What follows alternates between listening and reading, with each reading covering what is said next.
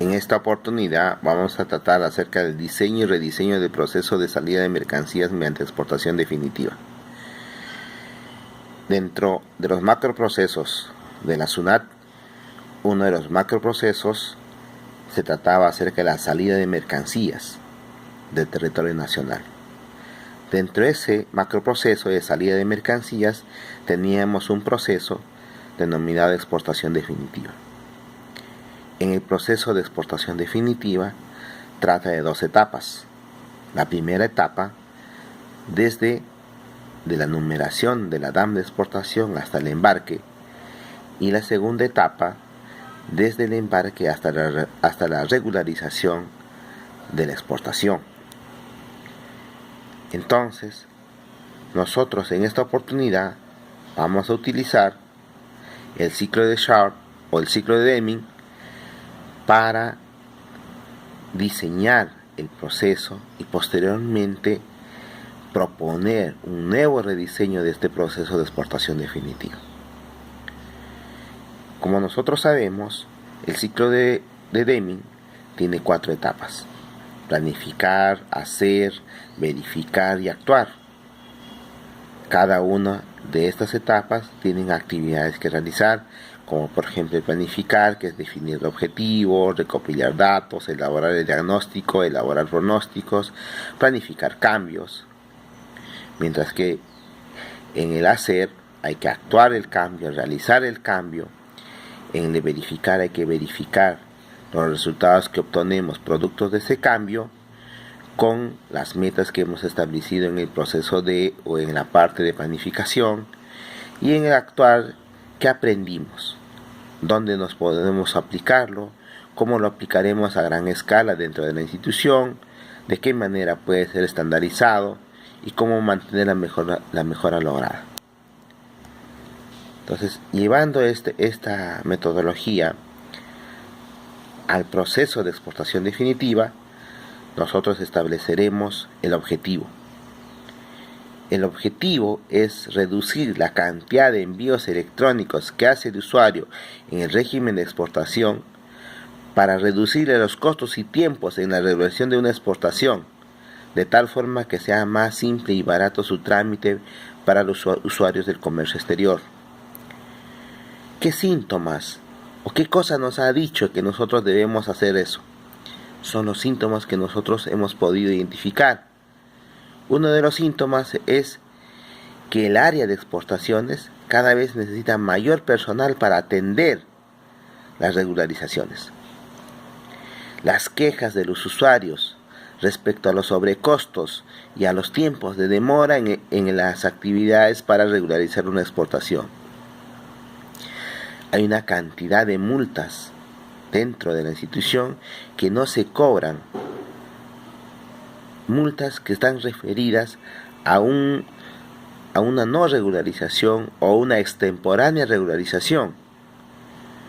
Y tenemos también una cantidad de exportaciones que ya el usuario ha enviado su regularización y no se ha regularizado.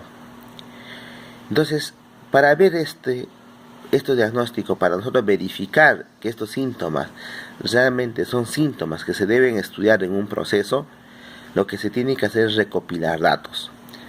Recopilar datos respecto a cuáles son las actividades que se realizan en este proceso, cuáles son los tiempos por actividades, cuáles son los costos por actividades, dónde encontramos esta información.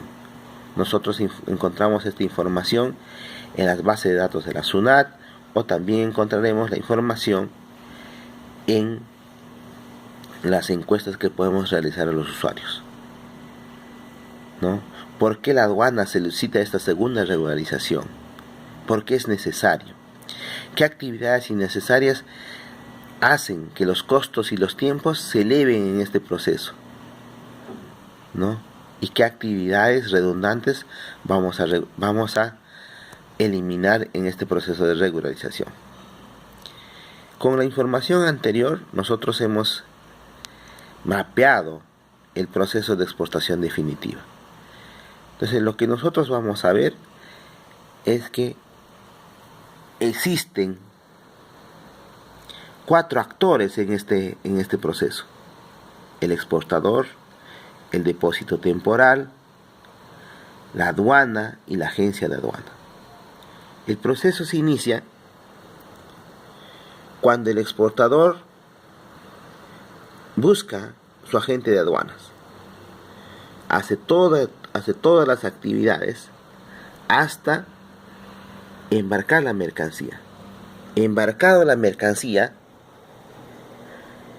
lo que pasa es que tiene que enviar nuevamente toda esa información que ha transmitido para embarcar la mercancía en un segundo momento, pero ya con documentos digitalizados o en todo caso con documentos